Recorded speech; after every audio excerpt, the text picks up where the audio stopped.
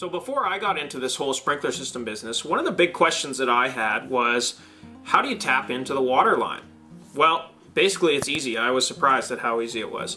All you have to do is go to where your outside tap is and you just screw that off, and we've got a hose connection where this end goes into the house, that end goes into the house. You've got this piece there that still allows you to get water to a hose, and this piece goes down to your sprinkler system, and that's all there is to it.